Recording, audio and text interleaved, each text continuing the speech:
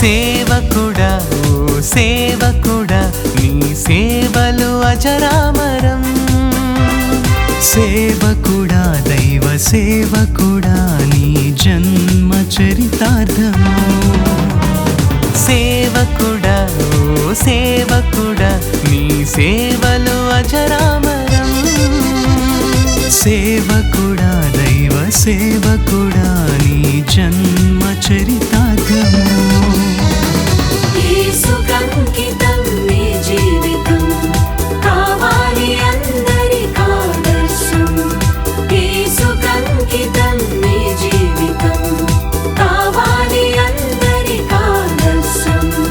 పలికే నీ స్వరం ప్రజలకు సత్పథం.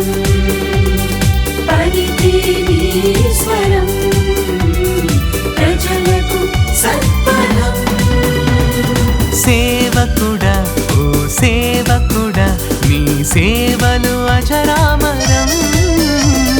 సేవకుడా దైవ సేవకుడా నీ జన్మ చరితార్థము.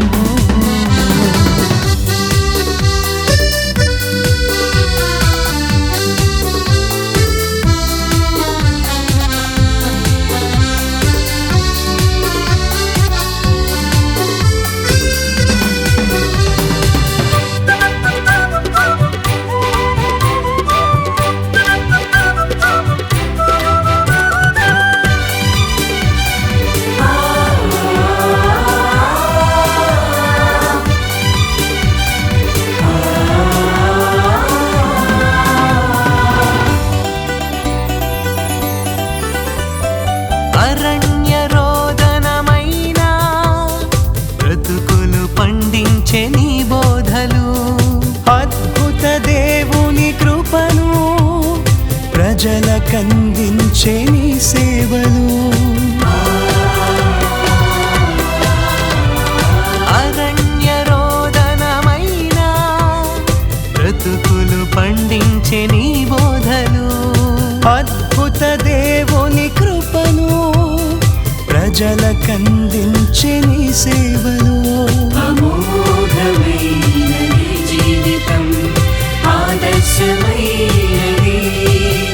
అసమానమైన నీ ప్రతిభ అద్భుతమైనది.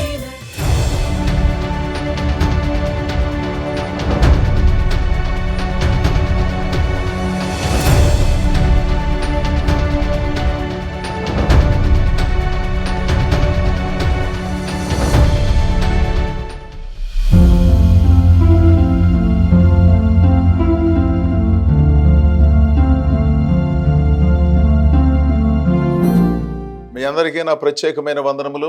ఇంతవరకు హైదరాబాద్లో మా ఆధ్వర్యములో నడిపించబడుతున్న మరణాథ థియలాజికల్ సెమినరీ అంటే బైబిల్ విద్యా కేంద్రం, దేవుని వాక్యాన్ని నేర్పించే పాఠశాల అని అర్థం అన్నమాట.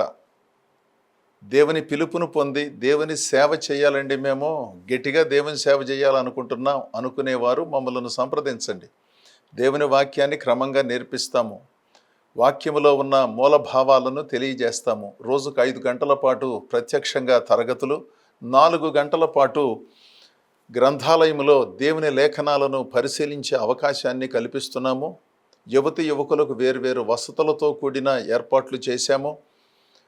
అనుభవజ్ఞులైన ఉపాధ్యాయులు ఉన్నారు. ఏషియా థియలాజికల్ అసోసియేషన్ వారి చేత గుర్తింపు పొందిన వేద విద్యా సంస్థ కనుక ఆసక్తి కలిగిన వారు మమ్మలను సంప్రదించి దేవుని లేఖనాలను క్రమంగా నేర్చుకోవాలని మిమ్మల్ని ప్రోత్సహిస్తున్నాను. అంతేగాని దేవుడు నన్ను పిలిచాడండి, దర్శనం ఇచ్చాడండి, 1000 మంది ముందు నిలబడి దేవుని వాక్యం చెబుతున్న దర్శనం వచ్చేసిందండి కనుక నాకు ఏ బైబిల్ స్కూల్ అక్కర్లేదని మీరు అనుకోమాకండి. ఎందుకంటే ప్రజలను అనవసరంగా ఇబ్బంది పెట్టకుండా అవసరమైన దేవుని సంగతులను అవసరమైన మేరకు వ్యర్థమైన మాటలు లేకుండా చెప్పే చక్కని లక్షణము మా బైబిల్ స్కూల్లో నేర్పిస్తాం. ఎందుకంటే వ్యర్థమైన మాటల చేత అనవసరమైన సంగతులతో రకరకాలైన కార్యక్రమాలు జరుగుతూ ఉన్న ఈ రోజుల్లో దేవుని వాక్యమే ప్రధానమని, ప్రామాణికమని, తత్సంబంధమైన సంగతులను ఏ విధంగా ప్రజలకు నేర్పించాలనే ఆలోచనలను మేము ఇక్కడ వచ్చిన వారికి నేర్పిస్తున్నాము కనుక ఆసక్తి కలిగిన వారు మమ్మలను సంప్రదించవలసినదిగా మనవి చేస్తున్నాను. కొలసి సంఘమునకు పౌలు రాసిన ఉత్తరము 2వ అధ్యాయము 4వ వచనం. ఎవడైనను చక్కని మాటల చేత మిమ్మను మోసపరచబడకుండానట్లు ఈ సంగతిని చెప్పుచున్నాను. ఆయా సంఘాలలో ఉన్న ప్రజలను ఉద్దేశించి పౌలు భక్తుడు ఎప్పుడూ మాట్లాడుతూ ఉంటాడు. ఎంతసేపు వాళ్లకు కావలసిన శారీరక స్వస్థతల గురించి, ఆర్థిక దీవెనలను గురించి మాత్రమే కాదు, పౌలు భక్తుని సేవలో ఎన్నో స్వస్థతలు జరిగాయి. ఎంతోమందిని బాగు చేశాడు. దెయ్యములు పట్టిన వారికి విడుదల కలిగింది. ఒకటేంటి రెండేంటి, ఎన్నో ఆధ్యాత్మిక కార్యక్రమాలను నిర్వహించినటువంటి పౌలు వాటితో పాటు దేవుని వాక్యాన్ని చాలా చక్కగా నేర్పించాడండి. ఇది మనందరం గ్రహించవలసిన సంగతి.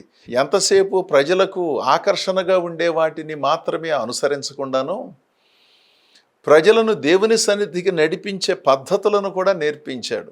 వీటిని మనం గ్రహించడం చాలా ప్రాముఖ్యం. దేవుడు స్వస్థపరిచేవాడనేది ఎంతో నిజం.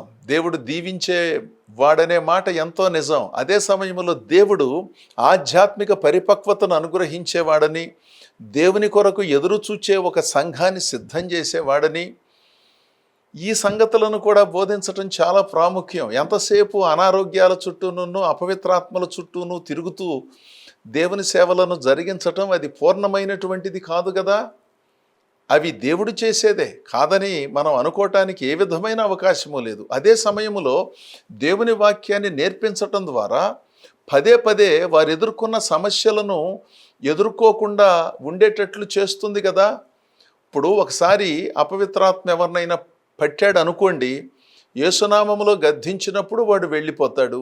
ఆ తర్వాత తమ్మును తాము ఆధ్యాత్మికంగా పోషించుకునే స్థాయిలో వాళ్ళను పెంచాలి కదా. ఒక నెల రోజులు అయిపోయిన తర్వాత మళ్ళీ ఇంకొక అపవిత్రాత్మ బట్టి, ఆ తర్వాత మళ్ళీ ఇంకొక అపవిత్రాత్మ బట్టి, ఇక జీవితాంతం వీటితోనే సరిపోతుందా? ఇది భక్తి అని అనిపించుకోవటమా?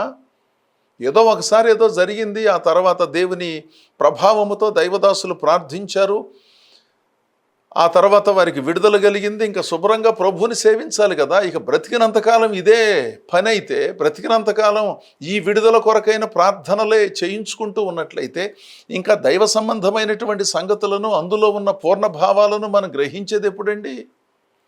శరీరంలో ఉన్నంతకాలం ఏదో ఒక అనారోగ్యం వస్తూ పోతూ ఉంటుంది. తట్టుకోలేని వాటిని, తీవ్రమైన అనారోగ్యాలను మనం ప్రార్థనల ద్వారా దేవుని సహాయంతో కాస్త పరిష్కారాన్ని పొందుకుంటున్నాం. శరీరం అన్నాక జలుబులు, జ్వరాలు, దగ్గులు, నొప్పులు ఎక్కడా ఉండకుండా ఉండవు కదా.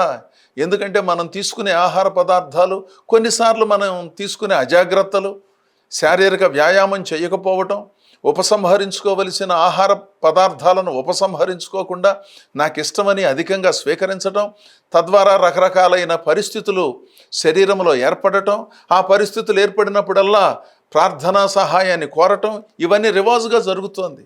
సర్లే, మనుషులు అన్నాక కొన్నిసార్లు అదుపు తప్పి జిహ్వ చాపల్యంతో మనకు అది సరిపోదు అన్నప్పటికీ వాటిని స్వీకరించే లక్షణాలు 1-2 సార్లు ఉండొచ్చు. వాటిని మినహాయిస్తే అసలు కొంతమంది ఏ విధమైనటువంటి జాగ్రత్తలు తీసుకోరు, ఆహార జాగ్రత్తలు తీసుకోరు, శారీరకంగా వ్యాయామం చెయ్యరు. ఇక కనపడిన వాళ్ళందరికీ ప్రార్థన అభ్యర్థనలను పంపిస్తారు. నా కోసం ప్రార్థన చేయండి, షుగర్ తగ్గట్లేదు, లేకపోతే బీపీ తగ్గట్లేదు అని. నిజమే, వాటి కొరకు ప్రార్థన చేయమని కోరటం తప్పని నేను అనటం లేదు. నా భావాన్ని అర్థం చేసుకోండి. మనం తీసుకోవలసిన జాగ్రత్తలు కూడా తీసుకోవాలి కదా అంటున్నాను. ఆ జాగ్రత్తలు తీసుకుంటున్నామండి, అయినా కూడా కుదరట్లేదు అని మీరు ఒకవేళ అంటే తప్పనిసరిగా మనం ప్రార్థన చేయాలి. దాంట్లో ఏ విధమైన ఇబ్బంది లేదు. అసలు మనం తీసుకోవలసిన జాగ్రత్తలు మనం తీసుకోకుండా, కాస్త 2 అడుగులు నడిచే అవకాశము ఉన్నప్పటికీ నడవకుండా నా కోసం ప్రార్థన చేయండి అంటే ఒకసారి ఆలోచన చేయండి. పిల్లలు చదవరు, పుస్తకాల దగ్గర కూర్చోరు, తరగతి గదుల్లో కూర్చోరు, ఉపాధ్యాయులకు ఎదురు చెబుతూ ఉంటారు. పరీక్షలు వచ్చినప్పుడు మాత్రం తల్లిదండ్రులు అబ్బాయి కోసం ప్రార్థన చేయండి, అమ్మాయి కోసం ప్రార్థన చేయండి. ప్రార్థన చేయకపోవటం అది కాదు ఇక్కడ. వాళ్ళు కూర్చొని చదవాలి కదా, వాళ్ళకంటూ ఒక క్రమశిక్షణ ఉండాలి కదా. అప్పుడప్పుడు తల్లిదండ్రులు పాఠశాలకు వెళ్ళి ఉపాధ్యాయులను అడగాలి కదా, మా వాడు ఎలా ఉన్నాడు, మా అమ్మాయి ఎలా ఉంది, శుభ్రంగా చదువుతున్నారా, క్రమశిక్షణగా ఉంటున్నారా? ఏనాడు ఏది పట్టించుకోరు. పరీక్షలు వచ్చినప్పుడే ప్రార్థనలు గుర్తొస్తాయి. వాళ్ళను ప్రార్థనా మందిరానికి తీసుకువెళ్ళాలనే పట్టుదల కూడా కొంతమందికి లేదు. వీళ్ళు వెళతారు కానీ పిల్లల్ని వదిలేస్తారు, వాళ్ళు రామన్నారండి అని చెప్పి. కానీ పరీక్షలు వచ్చినప్పుడు మాత్రం దేవుడు సహాయం చేయాలని కోరుకుంటాం. ఇది మానవ నైజం. ఒకసారి మన అందరం ఆలోచన చేయాలి. దైవ సంబంధితమైన సంగతులను మనం శ్రద్ధగా అనుసరించినప్పుడు ఎవరైనా చక్కని మాటలు చెప్పి మనలను మాయ చేయాలని ప్రయత్నం చేస్తే అది జరగని పనిగా ఉంటుంది. దేవుని లేఖనాలలో ఉన్న సంగతులు గ్రహించాలి అంటే వాటిని మనం పఠించాలి, వాటిని శ్రద్ధగా వినాలి. ఏదో ఆరంభంలో మీరైనా నేనైనా ఏదో స్వస్థత కలుగుతుంది, మేలు కలుగుతుందంటే మనం ప్రార్థనా మందిరాలకు వెళ్ళాము, నేనైనా ఎవరైనా వెళతారు. ఆరంభంలో మనకు అంతే తెలుసు, దేవుడేదో స్వస్థపరుస్తాడు, మేలు చేస్తాడని. మంచిదే, చేశాడు. ఒక అవగాహనకు వచ్చిన తర్వాత కూడా అదే పద్ధతిని అనుసరించడం మంచిది కాదు కదా. ఒక విశేషమైనటువంటి ఆలోచన విధానంతో దేవునిగా సేవించాలి కదా. దైవత్వం ఏమిటో తెలుసుకోవాలి కదా. సత్యమైనటువంటి ఆరాధనను జరిగించటం ఒక ప్రధానమైనటువంటి లక్షణంగా మనందరం అనుసరించవలసిన వాళ్ళం. ఎవడైనను చక్కని మాటల చేత మిమ్మల్ని మోసపరచకుండానట్లు ఈ సంగతిని మీకు తెలియజేస్తున్నాను. అనవసరమైన సంగతులు, భక్తి పేరుతో అనవసరమైన సంగతులు, బైబిల్లో లేని సంగతులు, ఇదెక్కడ వ్యవహారమో కానీ అసలు బైబిల్లో లేని సంగతులను కొంతమంది నేర్పిస్తున్నారంటే నమ్మండి. బైబిల్లో ఉన్న వాటిని అనుసరించడానికే నిజాయితీ కలిగిన మనిషి తలకిందులు అవుతున్నాడు కదా. అసలు బైబిల్లో లేని సంగతులు, వీళ్ళకి ఒక సొంత బైబిల్ ఉంటుందన్నమాట. బైబిల్ పక్కన ఇంకో బైబిల్ రాసుకుంటారు వీళ్ళకి అర్థమైన సంగతులు, మూలభావాలను గ్రహించే ఆలోచన లేదు. వీళ్ళేదో అనుకుంటారు, ఇక దాన్ని అనుసరించి అందరికీ చెప్పి ఇక అదే భక్తి. ఎందుకు చేస్తున్నారో, ఎందుకు చేయకూడదో ఏ విధమైనటువంటి ఆలోచన లేకుండా చక్కని మాటల చేత ప్రజలను భ్రమపరిచి ఆకర్షించి అనవసరమైన సంగతులను చెప్పి దేవునిలో పెంచవలసిన రీతిలో పెంచకుండాను అదో రకమైనటువంటి పద్ధతిని అనుసరించే వాళ్ళు కూడా ఉన్నారు. కాస్త మిమ్మల్ని మీరే చూసుకోండి అంటున్నాడు. మేము చూడటం సాధ్యం కాదు, మిమ్మల్ని మీరే కావలి కాసుకోవాలి. అంతేగాని ఎంతసేపు అదండి ఇదండి అని అనుకోవటానికి వీల్లేదు. జీవితం ఒకటే కదా. ఆ జీవితాన్ని సమర్థవంతంగా మనం నడిపించుకోవటం చాలా ప్రాముఖ్యం. యేసు ప్రభు కూడా ఇదే భావాన్ని వ్యక్తం చేశాడండి. మత్తయి సువార్త 24వ అధ్యాయము 4వ వచనములో యేసు వారితో ఇట్లనెను, ఎవడును మిమ్మును మోసపరచకుండా చూచుకొనుడి. ఆ తర్వాత అనేకులు నా పేరిట వచ్చి నేనే క్రీస్తునంటారు, రకరకాలైన కార్యక్రమాలు జరిగిస్తారు. వాళ్ళ చుట్టూ తిరిగి అనవసరమైన గందరగోళం సృష్టించుకోమాకండి అని ప్రభు ముందే చెప్పాడు. ఈ సూచనలను మనం పాటించగలిగినట్లయితే మనం చాలా భద్రంగా ఉంటామండి. అసలు బైబిల్ చదివి అందులో ఉన్న సంగతులను అర్థం చేసుకుంటే కుదురుగా భక్తి చేయటానికి ఒక అవకాశం. దేవుడు మిమ్మల్ని నడిపించిన సంఘంలో కాస్త కుదురుగా ఉండి దేవుని సేవించడానికి అవకాశం దొరుకుతుందన్నమాట. ఎవడునో మిమ్మల్ని మోసపరచకుండా మీరే చూసుకోవాలి, పక్కనాళ్ళు చూడటం కాదు.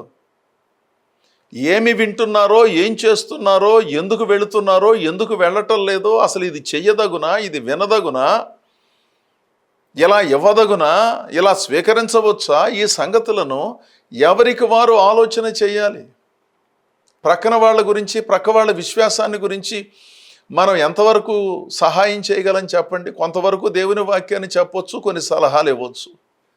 అంతేగాని దేవుని వాక్యములో ఉన్న సంగతులను సరిగా గ్రహించి అనవసరంగా ఎవరు ఏ మాట చెబితే వాళ్ళ వెనుకబడి వెళ్ళిపోయే వాళ్ళు ఎవరండి?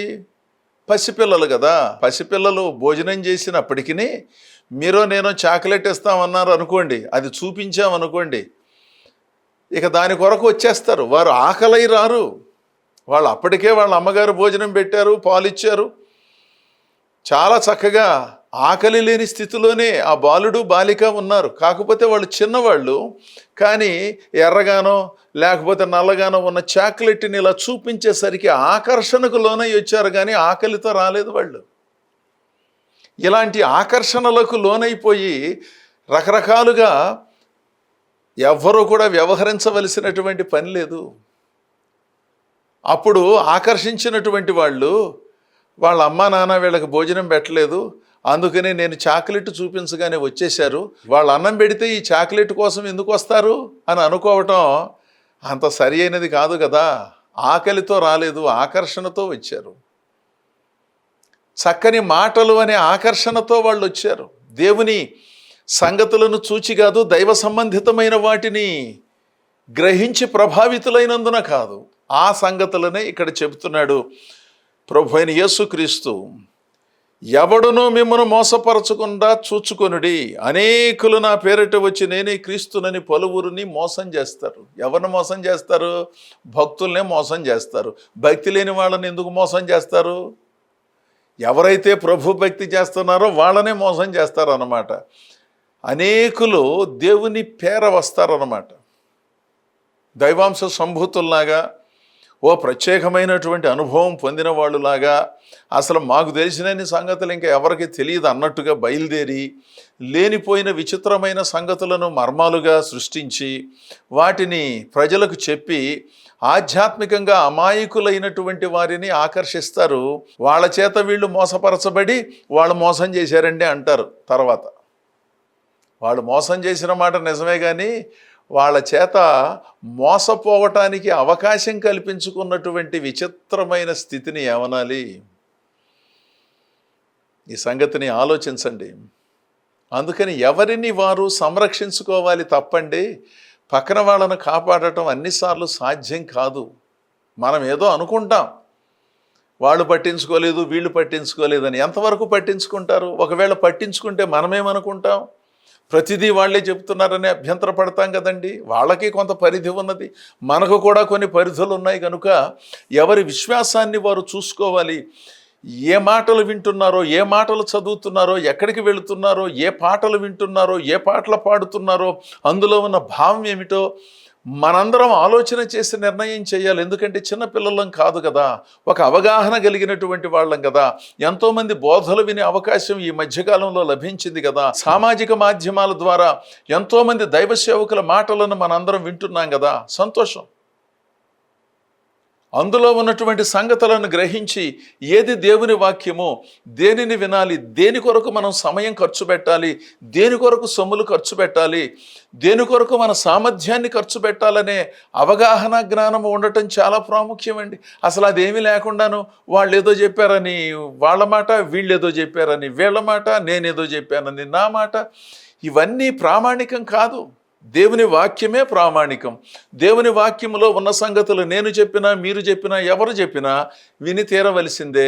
దేవుని వాక్యములో లేని సంగతులు ఎవరు చెప్పినా వాటిని మనం పరిశీలించవలసిందే. అనేకులు నా పేరిట వస్తారు, నేనే క్రీస్తుని అంటారు, నేను క్రీస్తు భక్తులను అంటారు. మీరు దయచేసి వారి వెంటపడి వెళ్ళొద్దు అని ప్రభువే చెప్పాడు. ఈ అధ్యాయం అంతా మీరు చదువుకుంటే మత్తయి సువార్త 24వ అధ్యాయం ఎన్నో సంగతులు ఇందులో ఉన్నాయి. ఎంతో జ్ఞానం ఉంది దీంట్లో. ఈ జ్ఞానము విశ్వాసులమైనటువంటి మనందరం నేర్చుకున్న రోజున ఎంత అద్భుతం జరుగుతుందో. మనలను మనం సంరక్షించుకోవడం, ఇతరులను సంరక్షించటం, ఇతరులను ప్రభు దగ్గరకు నడిపించటం అది రెండవ విభాగంలో ఉన్న ప్రధాన అంశమే. కానీ మొట్టమొదటిగా మనలను మనం ప్రభు సన్నిధిలో నడిపించుకునే పద్ధతిని కూడా మనం ఆలోచించాలిగా. అందుకనే ప్రభు చెప్పాడు, మిమ్మును మీరు జాగ్రత్తగా కాపాడుకోండి, అనవసరమైనటువంటి సంగతులతో మీరు ప్రేరణకు లోను కావద్దు అన్నాడు.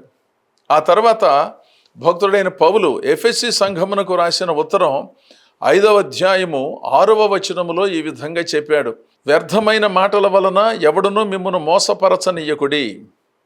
ఇట్టి క్రియల వలన దేవుని ఉగ్రత అవిధేయులైన వారి మీదకి వచ్చును, గనుక మీరు అట్టి వారితో పాలివారై ఉండకుడి. ఎంత చక్కగా చెప్పాడో చూడండి. వ్యర్థమైన మాటల వలన ఎవడునూ మిమ్మును మోసపరచనీయకుడి. వ్యర్థమైన మాటలు అంటే అర్థం లేని మాటలు. అర్థవంతమైన మాటలు, అర్థవంతమైన ఉపన్యాసాలు, అర్థవంతమైన వ్యాసాలు, అర్థవంతమైన కార్యక్రమాలు ప్రధానంగాని అనవసరమైనటువంటి సంగతులు, అనవసరమైన హడావిడి ఆర్భాటంతో కూడిన సంగతులు, వ్యర్థమైనటువంటి మాటలు, నేర్చుకోవటానికి అవకాశం లేనటువంటి సంగతులు ఉన్నాయే వాటిని విస్మరించటం చాలా ప్రాముఖ్యం. అందుకనే పౌలు భక్తుడు చెప్పాడు, వ్యర్థమైన మాటల వలన ఎవడును మిమ్మును మోసపరచనీయకుడి. ఇట్టి క్రియలు అవిధేయులు కల్పిస్తారు. ఈ సంగతులను మనందరం చాలా జాగ్రత్తగా పరిశీలన చేసుకోవాలి. ఈ రోజుల్లో దైవ సంబంధమైన సంగతుల కంటే దేవునికి విరుద్ధమైన సంగతులు, దేవుని సేవకు విరుద్ధమైన సంగతులు అధికంగా జరుగుతూ అనవసరమైనటువంటి హడావిడిని సృష్టిస్తున్నారు. లేనిపోయినటువంటి సంగతులను సృష్టిస్తున్నారు. ఉన్నవి తీసేస్తున్నారు, లేని వాటిని కలుపుతున్నారు. ఎందుకంటే సాంకేతిక పరిజ్ఞానం పెరిగినందున ముందు మాటను తీసివేసి వెనక మాటను తీసివేసి మధ్యలో ఏదో సందర్భంలో మాట్లాడిన మాటను మాత్రమే వినిపించి పలానా వాళ్ళు ఇలా అన్నారు అలా అన్నారని చెప్పి అనవసరమైన ఇబ్బందులను కలిగిస్తున్నారు. సందర్భంలో చెప్పబడిన మాటను ఆ సందర్భంలోనే వినాలి, కానీ ఆ సందర్భంలో నుంచి బయటకు తీసేశారనుకోండి చాలా తప్పుగా ధ్వనిస్తుంది కదండి. వాటిని నమ్మే అమాయకులు ఉన్నారు. అందుకని జాగ్రత్తగా మనం చూచే సంగతులు, వినే సంగతులను విశ్లేషించాలి. ఒకప్పటిలాగా తొందరపడి ఒక నిర్ణయానికి రావటానికి వీల్లేదు. ఇప్పుడు మరింతగా పరిశీలన చేయాలి. మనం స్పందించే విషయంలో కానీ స్పందించకుండా ఉండే విషయంలో కానీ కొంతకాలం వేచి చూడవలసిన అవసరత ఎంతో ఉన్నది. అంతేగాని వెంటనే ఏదో నలుగురితో పాటు మనం అన్నట్లుగా భావించి కొన్ని సంగతులలో ముందుకు దూసుకుని వెళ్ళటం అది సరైనటువంటిది కాదు. ఎవడునూ మనలను మోసం చేయకుండా చూసుకునే బాధ్యత మనపైనే దేవుడు ఉంచాడు. ఎందుకంటే దేవుడు ఒక బుర్రనిచ్చాడు, బుర్రలో కాస్త జ్ఞానాన్ని ఇచ్చాడు. ఆ జ్ఞానంతో ఆలోచించాలి, సంయమనం కలిగి ఉండాలి. కానీ అనవసరమైనటువంటి ఆలోచనల మధ్యలో మనం బంధించబడిన వారమైనట్లుగా ఉండటానికి ఏ విధమైన అవకాశమూ లేదు. ఎఫెసీ పత్రిక 4వ అధ్యాయము 14వ వచనములో భక్తుడైన పౌలు ఈ విధంగా ప్రస్తావించాడు, అందువలన మనం ఇక మీదట పసిపిల్లలమై ఉండి మనుషుల మాయోపాయముల చేత వంచనలతోనూ తప్పు మార్గమునకు లాగు కుయుక్తితోనూ గాలికి కొట్టుకొని పోవుచున్నట్లు కల్పింపబడిన ప్రతి ఉపదేశమునకు అటు ఇటు కొట్టుకుని పోవచ్చు అలల చేత ఎగరగొట్టబడిన వారమైనట్లుండక ప్రేమ కలిగి సత్యము చెప్పుచు క్రీస్తు వలె ఉండుటకు మనం అన్ని విషయములలో ఎదుగుదుము. ఇక్కడ ఒక ఆధ్యాత్మిక పరిపక్వతను గురించిన చక్కని వచనం. ఎన్నిసార్లన్నా చదువుకోవచ్చు, ఎవరైనా చదువుకోవచ్చు. దైవ సేవకులైన, నాయకులైన, విశ్వాసులైన అందరికీ సరిపోయేటటువంటి మాట. ఏ ఒక్కరికో సంబంధించింది కాదండి, మన అందరం నేర్చుకోవలసినటువంటి అద్భుతమైన సంగతి.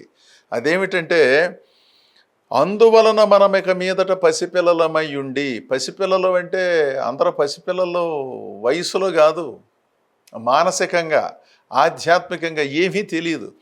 ఏమీ తెలియకపోవటానికి కారణం వారు ఎప్పుడూ నేర్చుకోవాలనే తత్వం లేదు, అదనమాట. ఉద్యోగ వ్యాపార వ్యవహారాలలోనేమో చాలా గొప్పవాళ్ళు, ఆధ్యాత్మికంగా నేర్చుకోవలసిన సంగతుల దగ్గరకు వచ్చినప్పుడేమో నేర్చుకోరు. అందుకనే కదా పసిపిల్లల మనస్తత్వంతో వ్యవహరిస్తూ ఉంటారు. ఎప్పుడైనా పాస్టర్ గారు రావలసి వచ్చినప్పుడు వాళ్ళ ఇంటికి రాలేకపోయారు అనుకోండి, ఏదో పని వచ్చింది, ఏదో ఫోన్ వచ్చింది, మధ్యలోనే తిరిగి వెళ్ళవలసి వచ్చింది, అక్కడ చాలా ప్రాముఖ్యమైనటువంటి పనులు చేయవలసి వచ్చినప్పుడు తీవ్రమైనటువంటి అభ్యంతరాన్ని వ్యక్తం చేస్తారు. ఏది బాగా అనుభవజ్ఞులైన విశ్వాసం వాళ్ళే చెప్పాలి. మా దగ్గరకు వచ్చినా రాకపోయినా పర్వాలేదండి, మీరు పలానా చోటకి వెళ్ళండి, పలానా గ్రామానికి వెళ్ళండి, పలానా మీటింగ్కి వెళ్ళండి, ఇదేముంది చిన్న సమస్య వచ్చింది, మేము సర్దుకుంటాము, కాస్త ఖాళీ చూసుకుని ఎప్పుడన్నా మీరు రండి, కానీ మీటింగ్ మానుకుని పరిగెత్తుకుంటూ మా దగ్గరికి రానక్కర్లేదు. భలే పని, దేవుడు మమ్మల్ని ఆదరిస్తున్నాడు, కొంచెం ఇబ్బంది కలిగినప్పటికీ పర్వాలేదండి, బాగున్నామండి అని పరిపక్వతతో కూడిన మాటలు ఎంతమంది మాట్లాడతారండి? మమ్మల్ని పట్టించుకోలేదు, మా దగ్గరికి రాలేదు, ఎంతో కాలంగా మందిరానికి వెళ్తున్నామని చాలా ఆవేశపడతారు. వాళ్ళు మందిరానికి వచ్చి ఏం చేశారు ఏం చేయలేదో తర్వాత సంగతి. ఏనాడు ఏ బాధ్యతను వారు స్వీకరించలేదు, పట్టించుకోలేదు. ఎప్పుడు చూసినా చుట్టాల్లాగానే వచ్చారు వెళ్ళారు. ప్రార్థనా మందిరాలలో చుట్టాలను పోలిన విశ్వాసులు ఉంటారు, తెలుసా మీకు? చుట్టం అంటే ఏంటంటే, వారు మన ఇంటికి వచ్చినప్పుడు మనం చాలా సేవలు చేయాలి. ఎందుకంటే మన ఇంటికి వారు వచ్చి 2 రోజులు ఉన్నారు కనుక వాళ్ళ ఇంట్లో ఉన్న పద్ధతి కంటే మన ఇంట్లో అధిక మర్యాదలు చేస్తూ వారిని గౌరవించాలి, రకరకాలైన ఆహార పదార్థాలు చేయాలి. ఇది చుట్టాలు వచ్చినప్పుడు మన అందరం చేసేది. మనం వాళ్ళ ఇంటికి వెళ్తే మనకు కూడా అలాగే చేస్తారు. మన ఇంట్లో మామూలుగా ఉంటాం. ప్రార్థనా మందిరానికి వచ్చినప్పుడు కూడా కొంతమంది విశ్వాసులు చుట్టాలలాగా ప్రజలందరూ వాళ్ళను పట్టించుకోవాలన్నట్లుగా భావిస్తారన్నమాట. మన ఇంట్లో మనం చుట్టాలం ఏంటండి? దేవుని మందిరంలో కుమారులు కుమార్తెలు ఉన్నారు తప్ప మరెవరూ లేరు కదా. తండ్రి ఇంటికి వచ్చినప్పుడు కుమారునికిను కుమార్తెకు మర్యాదలు అవసరమా? మీ పుట్టింటికి వెళ్ళినప్పుడు తండ్రి గారు లేచి నిలబడి తల్లిగారు దగ్గరకు వచ్చి అదో రకమైనటువంటి పద్ధతితో మనలను పలకరించాలా? అది మీ ఇల్లు, మీ తల్లి, మీ తండ్రి ఎంతో స్వతంత్రంగా ఏం చేయాలో మీకు తెలుసు, ఎక్కడికి వెళ్ళాలో మీకు తెలుసు, ఎక్కడ బ్యాగ్ పెట్టాలో మీకు తెలుసు, ఎక్కడ నాన్నగారు ఉన్నారో తెలుసు, ఎక్కడ అమ్మ ఉన్నదో తెలుసు. అక్కడే పుట్టారు, అక్కడే పెరిగారు. ఇంకా అక్కడికి వచ్చిన తర్వాత అనవసరమైనటువంటి సంగతులకు అధిక ప్రాధాన్యతనివ్వటం ఏమిటి చెప్పండి? అలా చేశారనుకోండి, ఎంత విడ్డూరంగా ఉంటుంది ఇరుగు పొరుగు చూసినప్పుడు. దేవుని సంఘంలోనండి, దేవుని ప్రజలరా, మనందరం దేవుని పిల్లలమైనప్పుడు, పిల్లలు అంటే నా భావన ఆ కుటుంబ సభ్యులమైనప్పుడు ఆ కుటుంబానికి సంబంధించిన బాధ్యతలన్నీ మనవే.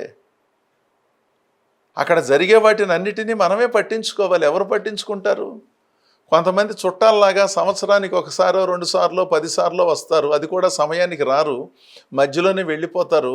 అదేమంటే పలానా సంఘానికి వెళుతున్నామండి అంటారు. వాళ్ళు పిలిచినప్పుడు ఒకవేళ పాస్టర్ గారు ఏదైనా ఊర్లో ఉండి రాలేకపోతే తీవ్రమైన అభ్యంతరాన్ని వ్యక్తం చేస్తారు. ఆ పసిదశలో నుంచి బయటకు రమ్మంటున్నాడు, అంతకంటే ఏం లేదు.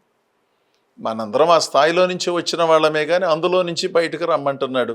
మనుషుల మాయోపాయముల చేత వంచనతోనూ తప్పు మార్గమునకు లాగు కుయుక్తితోనూ గాలికి కొట్టుకుని పోవునట్లు కల్పింపబడిన ప్రతి ఉపదేశమునకు కొట్టుకుని పోకుండాను. ఎందుకంటే రకరకాలైన బోధలు వస్తున్నాయి కదా. ఆ బోధలు వినగానే ఇది చాలా బాగుందని అనిపిస్తుంది. దేవుని లేఖనము, అందులో ఉన్నటువంటి సంగతులు, సత్యమును అనుసరించి జీవించే ఆలోచనలు ఉన్నాయి చూసారా, వాటిని పట్టించుకుని పరిశీలించే ఓపిక చాలా మందికి లేదు. కల్పింపబడిన ప్రతి ఉపదేశమునకు అటు ఇటు కొట్టుకొని పోవచ్చు అలల చేత ఎగురగొట్టబడిన వారమైనట్లుండక. అలలు ఎక్కడొస్తాయండి? సముద్రంలో వస్తాయి. గాలి వచ్చినప్పుడు ఎగురుతూ ఉంటాయి అలలు. మన మీద కూడా వస్తాయి, ఒకవేళ వెళ్ళి అక్కడ కూర్చుంటే. రోజు రావు కానీ అప్పుడప్పుడు వస్తాయి. అలాంటి విచిత్రమైన అనుభవాల మధ్యలో జీవించక చక్కని మాట చెప్పాడు 15వ వచనములో, ప్రేమ కలిగి సత్యము చెప్పుచు క్రీస్తు వలె ఉండుటకు అన్ని విషయములలో మనం పెరగాలి. అలా పెరిగినప్పుడు మనం మాటల చేత, వ్యర్థమైన మాటల చేత, చక్కని మాటల చేత ఎవ్వరు మనలను మోసపరచకుండా చూసుకునే అవకాశం ఉంటుందన్నమాట. అంటే మన పవిత్రతను మనం కాపాడుకుంటూ, మన భక్తిని మనం కాపాడుకుంటూ, దేవునిగా సేవిస్తూ దైవ సంబంధమైన కార్యక్రమాలను జరిగించడం సాధ్యమవుతుంది. ఇప్పటికీ ఎంతో నిబద్ధతగా మీరు వెళ్ళే సంఘాలలో చక్కగా ప్రభువుని సేవిస్తూ సంఘ నాయకునికి సహకరిస్తూ ఉన్న మీలో అనేకులను నేను అభినందిస్తున్నాను. ఒకవేళ తెలిసి తెలియని పరిస్థితులు, చిన్నతనం, అవగాహన లేనట్లుగా ఉండి సహకరించకుండాను కాస్త పెడసరిగా ఉండే తత్వము కలిగిన వారు ఎవరైనా ఉంటే, దేవుని ఆలోచనల చేత సరిచేయబడి సక్రమమైనటువంటి మార్గములో నడిపించబడుతూ దేవుని యొక్క గుణలక్షణాలను మనందరం నేర్చుకుని ముందుకు సాగాలి. ఎవడైనాను చక్కని మాటల చేత మిమ్మల్ని మోసపరచబడకుండాన్నట్లు ఎవరికి వారు చూసుకుంటూ భక్తిని కొనసాగిస్తూ భక్తి సూత్రాలలోనే మనందరం ముందుకు సాగాలని కోరుతూ ఈ నా మాటలు ముగిస్తున్నాను. దేవుడు మిమ్మలను దీవించునుగాక. ఆమేన్.